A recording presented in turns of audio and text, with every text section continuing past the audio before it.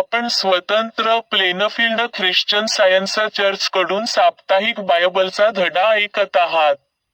Plainfield, अमेरिकेच्या New Jersey येथे आहे.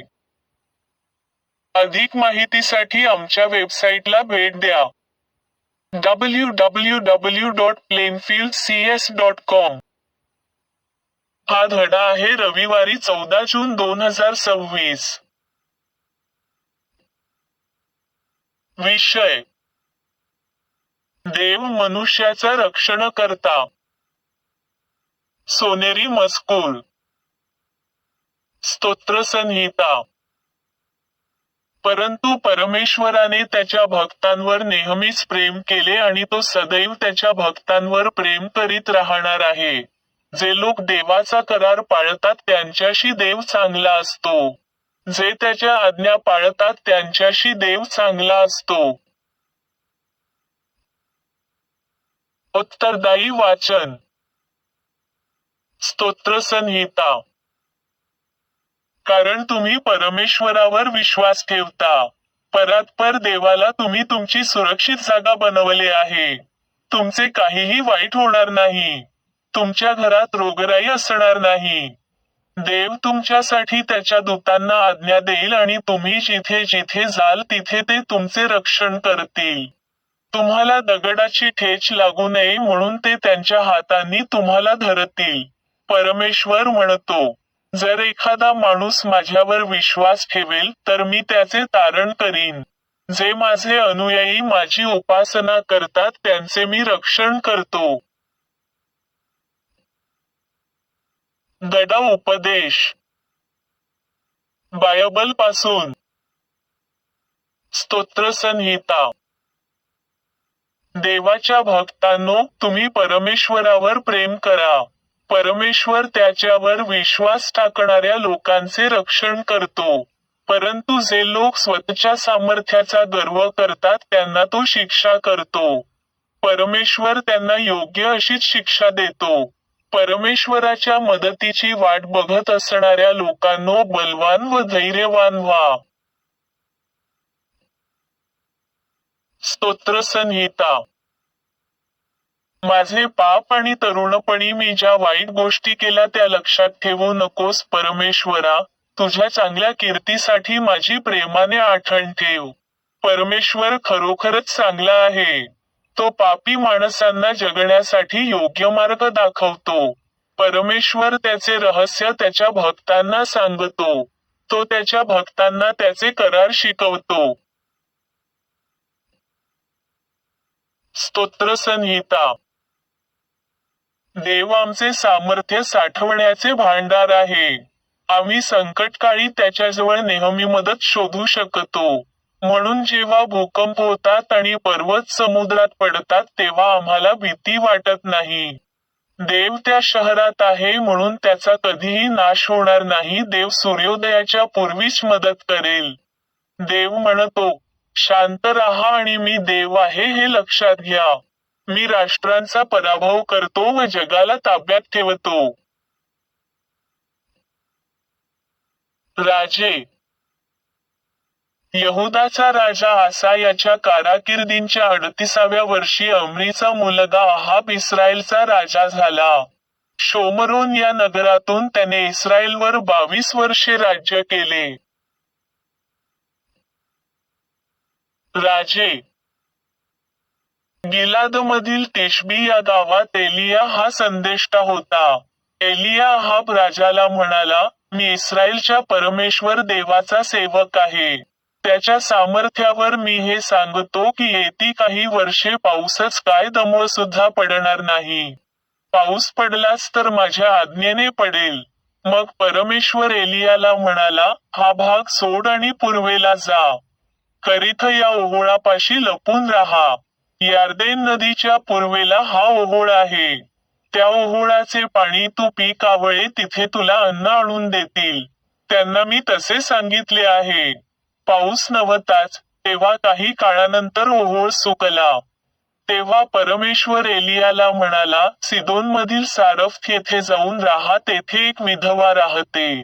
तिला मी तुला अन्न द्यायला सांगितले आहे. तेव्हा एलिया सारफ्त येथे गेला. तो वेशीजवळ जातो तर त्याला एक बाई भेटली. ती विधवा होती. ती सरपण गोळा करत होती. एलिया तिला म्हणाला, मला थोडे पाणी प्यायला मिळेल का? ती पाणी आणायला निघाली तेव्हा एलिया तिला म्हणाला, मला एखादा भाकरीचा तुकडाही दिलास तर बरे. तेव्हा ती बाई म्हणाली, परमेश्वर देवाची शपथ सांगते, माझ्याकडे भाकर अजिबात नाही. थोडेसे पीठ शिल्लक आहे आणि बरणीच्या तळाला थोडेसे तेल आहे. इथे मी सरपण गोळा करायला आले. ते घेऊन मी घरी जाईन. स्वयंपाक करीन तो शेवटचाच. माझा मुलगा आणि मी जेवू आणि मग भुकेने मरू. तेव्हा एलिया तिला म्हणाला, काही काळजी करू नकोस. घरी जा आणि आत्ता म्हणालीस त्याप्रमाणे स्वयंपाक कर. पण आधी जे पीठ शिल्लक आहे त्याची लहानशी भाकर करून मला आणून दे, मग तुमच्या दोघांचा स्वयंपाक कर. इस्रायलचा परमेश्वर देव म्हणाला आहे, तुझ्या डब्यातील पीठ कधी सरणार नाही. तुझ्या बरणीत नेहमीच तेल असेल. पुन्हा परमेश्वर पृथ्वीवर पाऊस पाडेपर्यंत असे चालेल. तेव्हा ती घरी गेली. एलियाच्या सांगण्याप्रमाणे तिने केले. एलिया, ती आणि तिचा मुलगा यांना बरेच दिवसापर्यंत पुरेसे खायला मिळत गेले. पीठ आणि तेल कधीच संपले नाही. एलियाला परमेश्वराने जे सांगितले त्याप्रमाणेच हे घडत गेले. काही दिवसांनंतर या बाईचा मुलगा आजारी पडला. त्याचे दुखणे वाढत गेले, शेवटी त्याचा श्वास थांबला. एलिया तिला म्हणाला, तुझ्या मुलाला माझ्याकडे आण. मग त्याने त्या मुलाला घेतले आणि वरच्या मजल्यावर तो गेला. आपल्या खोलीत आपल्या बिछाण्यावर त्याने त्याला ठेवले. एलियाने मग प्रार्थना केली. मग एलियाने तीनदा त्याच्यावर पाखार घातल्यासारखे करून प्रार्थना केली, परमेश्वर देवा याला वाचव. एलियाच्या हाकेला परमेश्वराने उत्तर दिले. मुलाचा श्वासोच्छ्वास पुन्हा झाला, तो जिवंत झाला. एलियाने मुलाला खाली आणले. त्याच्या आईकडे त्याला सोपवून एलिया म्हणाला, बघ, तुझा मुलगा जिवंत आहे. ती बाई म्हणाली, तू खरोखरच देवाचा माणूस आहेस हे मला पटले. खरोखरच परमेश्वर तुझ्यामार्फत बोलतो हे आता मला कळले. स्तोत्रसंहिता. परमेश्वर तुझे प्रत्येक संकटापासून रक्षण करील. परमेश्वर तुझ्या आत्म्याचे रक्षण करील. परमेश्वरा तुला जाण्या येण्यात मदत करील. परमेश्वर तुला आता मदत करील आणि सदैव मदत करत राहील. स्तोत्रसंहिता. परमेश्वर माझा मेंढपाळ आहे. मला ज्याची गरज आहे ते मला नेहमी मिळत राहील. तो मला हिरव्या कुरणात झोपू देतो. तो मला संथ पाण्याजवळ नेतो. तो त्याच्या नावाच्या भल्यासाठी माझ्या आत्म्याला नवी शक्ती देतो. तो खरोखरच चांगला आहे हे दाखवण्यासाठी तो मला चांगुलपणाच्या मार्गाने नेतो. मी जरी थडग्यासारख्या भयान अंधकाराने भरलेल्या दरीतून गेलो तरी मला कसल्याही संकटाचे भय वाटणार नाही का? कारण परमेश्वरा, तू माझ्याबरोबर आहेस. तुझी काठी आणि आकडी माझे सांत्वन करतात. परमेश्वरा, तू माझे ताट माझ्या शत्रूसमोर तयार केलेस. तू माझ्या डोक्यावर तेल घातलेस. माझा प्याला आता भरून वाहू लागला आहे. माझ्या उरलेल्या आयुष्यात चांगुलपणा आणि दया सदैव माझ्या बरोबर असतील. आणि मी परमेश्वराच्या मंदिरात अनंत काळापर्यंत बसेन. Science textbook science and health with की टू द शास्त्रवचने कडील परस्पर संबंधित परिच्छेद वाचले. विज्ञान आणि आरोग्य. दिव्य प्रेमाने नेहमीच प्रत्येक मानवी गरज पूर्ण केली आहे आणि करत राहील. सर्व मानवजातीला आणि प्रत्येक क्षणी दिव्य प्रेम सर्व कल्याण पुरवते. कृपेचा चमत्कार हा प्रेमासाठी चमत्कार नाही. योग्य दिशेने वापरलेला विवेक शारीरिक इंद्रियांच्या चुका सुधारतो, परंतु जोपर्यंत मानवाच्या शाश्वत सुसंवादाचे विज्ञान वैज्ञानिक अस्तित्वाच्या अखंड वास्तवाने त्यांचा भ्रम दूर करत नाही, तोपर्यंत पाप, आजारपण आणि मृत्यू वास्तविक वाटतील. अगदी झोपेतील स्वप्नांचे अनुभव जसे वास्तविक वाटतात तसे. संकटे मानवांना शिकवतात की हृदयाला घाव घालणाऱ्या तुटलेल्या वेतासारख्या भौतिक आधाराचा विसंबून राहू नये. आनंद आणि समृद्धीच्या तेजात असताना आपण हे पूर्णपणे विसरत नाही. दुःख हितकारक आहे. मोठ्या संकटातूनच आपण देवाच्या राज्यात प्रवेश करतो. संकटे ही ईश्वरी काळजीची साक्ष आहेत. आध्यात्मिक विकास हा भौतिक आशांच्या भूमीत पेरलेल्या बीजातून अंकुरित होत नाही, तर जेव्हा त्या आशा क्षीण होतात, तेव्हा प्रेम आत्म्याच्या उच्च आनंदाचा नव्याने प्रसार करते, ज्याला पृथ्वीचा कोणताही कलंक नसतो. अनुभवाचा प्रत्येक टप्पा ईश्वरी चांगुलपणा आणि प्रेमाची नवीन दृष्टी उलगडतो. अस्तित्वाच्या समस्येवर तोडगा काढण्यासाठी सद्गुण माणसाकडून प्रत्येक क्षणाची मागणी करतो. सद्गुणाला समर्पित झाल्याने माणसाचे देवावरील अवलंबित्व कमी होत नाही, उलट ते वाढते. तसेच हे समर्पण माणसाची देवाप्रती असलेली कर्तव्ये कमी करत नाही, उलट ती पूर्ण करण्याची सर्वोच्च आवश्यकता दर्शवते. ख्रिस्ती विज्ञान देवाच्या परिपूर्णतेतून काहीही कमी करत नाही. उलट ते संपूर्ण गौरव त्यालाच प्रदान करते. कर्मांसहित जुन्या मनुष्याला दूर सारून मर्त्य माणसे अमरत्व धारण करतात.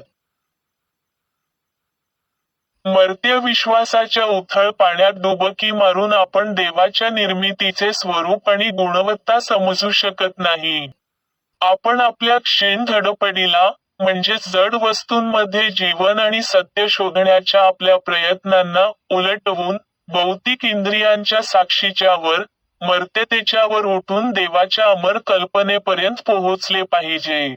हे अधिक स्पष्ट, उच्च दृष्टिकोन ईश्वरसदृश मनुष्याला त्याच्या अस्तित्वाच्या परिपूर्ण केंद्र आणि परिघापर्यंत पोहोचण्यासाठी प्रेरणा देतात. मानवजातीने हे शिकले पाहिजे की दुष्टता म्हणजे सत्ता नव्हे. तिची तथाकथित निरंकुशता ही केवळ शून्यत्वाची एक अवस्था आहे. ख्रिश्चन सायन्स दुष्टतेच्या साम्राज्याचा नाश करते आणि प्रामुख्याने कुटुंबांमध्ये व पर्यायाने समाजात स्नेह आणि सद्गुणांना प्रोत्साहन देते.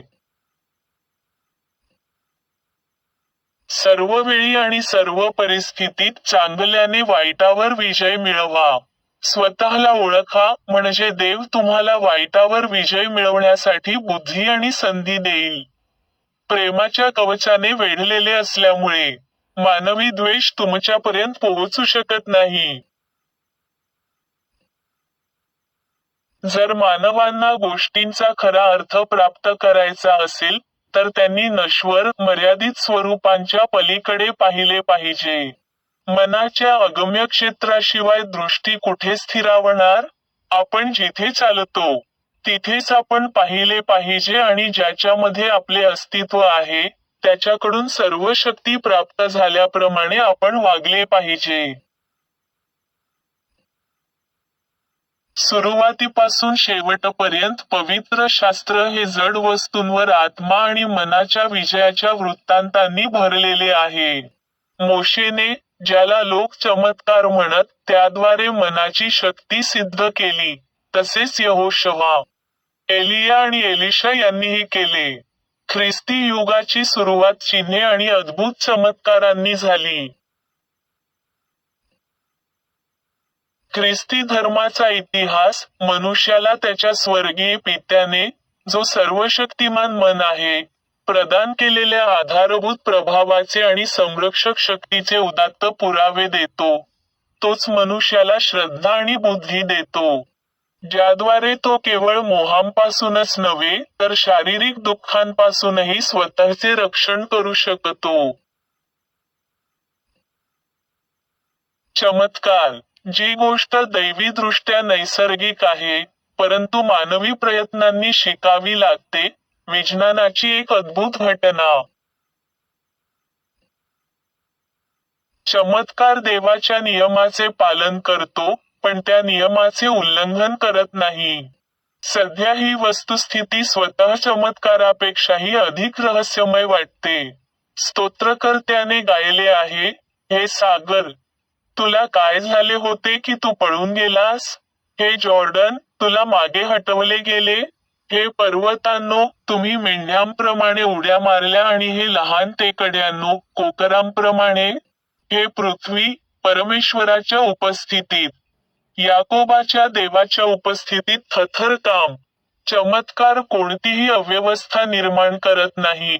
उलट तो मूळ सुव्यवस्था उलगडतो आणि देवाच्या अपरिवर्तनीय नियमाचे ज्ञान स्थापित करतो. आत्म्याच्या जाणीवा प्रेमामध्ये वास करतात आणि त्या सत्य व जीवन प्रकट करतात. म्हणूनच ख्रिस्ती धर्म आणि त्याचे प्रतिपादन करणारे शास्त्र हे आध्यात्मिक ज्ञानावर आधारित आहेत आणि ते पदार्थाच्या तथाकथित नियमांपेक्षा श्रेष्ठ आहेत. इस्रायलच्या पवित्र देवाला मर्यादित करून आणि देव अरण्यात मेष तयार करू शकतो का? असा प्रश्न विचारून यहुद्यांनी केलेल्या अपराधाची पुनरावृत्ती करण्याचा आज धोका आहे.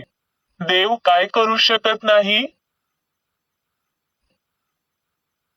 ख्रिस्ती विज्ञानाच्या दिव्य तत्वाचे पालन करा आणि ज्ञान, सत्य व प्रेमामध्ये स्थिर राहून देवाच्या आज्ञांचे अनुसरण करा.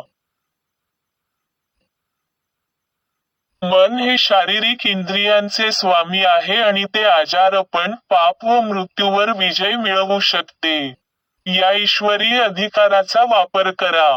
जे काही चांगले नाही, त्या सर्वांचा प्रतिकार करण्यासाठी आत्मिक सामर्थ्याने उठा. देवाने मनुष्याला यासाठी सक्षम बनवले आहे आणि मनुष्याला दैवीरित्या प्रदान केलेली ही क्षमता व शक्ती कोणतीही गोष्ट क्षीण करू शकत नाही. विज्ञानामध्ये ईश्वर आणि मानव, दैवी तत्व आणि कल्पना यांचे संबंध अविनाशी आहेत. आणि विज्ञानाला सुसंवादापासून विचलन किंवा पुनरागमन माहीत नाही. उलट ते दैवी व्यवस्था किंवा आध्यात्मिक नियम, ज्यामध्ये ईश्वर आणि त्याने निर्माण केलेल्या सर्व गोष्टी परिपूर्ण आणि शाश्वत आहेत, त्याच्या शाश्वत इतिहासात अपरिवर्तित राहिला आहे असे मानते. आध्यात्मिक जीवन आणि परमानंद हेच एकमेव पुरावे आहेत, ज्याद्वारे आपण खऱ्या अस्तित्वाला ओळखू शकतो आणि सर्वव्यापी आध्यात्मिक प्रेमातून मिळणाऱ्या अवर्णनीय शांतीचा अनुभव घेऊ शकतो. जेव्हा आपण ख्रिस्ती शास्त्रातील मार्ग शिकतो आणि मनुष्याच्या आध्यात्मिक अस्तित्वाला ओळखतो, तेव्हा आपण ईश्वरी निर्मिती, पृथ्वी, स्वर्ग आणि मनुष्य यांचे सर्व वैभव पाहू आणि समजू शकू. मी आता चर्च मॅन्युअलमध्ये दिलेल्या मेरी बेकर एडी कडून 3 दैनंदिन कर्तव्ये वाचू. रोजची प्रार्थना. दररोज प्रार्थना करणे हे या चर्चमधील प्रत्येक सदस्याचे कर्तव्य असेल. तुझे राज्य ये. माझ्यामध्ये दैवी सत्य, जीवन आणि प्रीती यांचे राज्य स्थापित व्हावे आणि माझ्यापासून सर्व पापांवर राज्य करू द्या. आणि तुझे शब्द सर्व मानवजातीचे स्नेह समृद्ध करू आणि त्यांच्यावर राज्य करू दे. हेतू व कृतींचा नियम. द मदर चर्चच्या सदस्यांच्या हेतू किंवा कृतीबद्दल वैरभाव किंवा केवळ वैयक्तिक आसक्तीच उत्तेजन देऊ नये. विज्ञानात दैवी प्रेम एकट्याने माणसावर राज्य करते. आणि एक ख्रिश्चन वैज्ञानिक प्रेमात गोड सुविधांना प्रतिबिंबित करते, पापाची निंदा करते, खरा बंधुता, दानशूरपणा आणि क्षमा यामध्ये.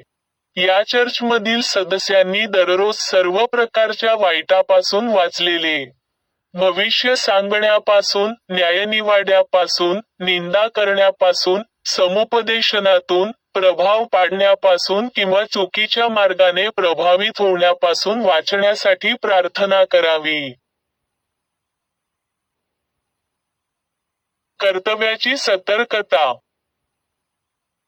आक्रमक मानसिक सूचनेविरुद्ध दररोज स्वतःचा बचाव करणे, आणि देव, त्याचा नेता आणि मानवजातीबद्दल त्याच्या जबाबदार पूर्णविराम हलत या विसरणे किंवा दुर्लक्ष करणे हे या चर्चमधील प्रत्येक सदस्याचे कर्तव्य असेल.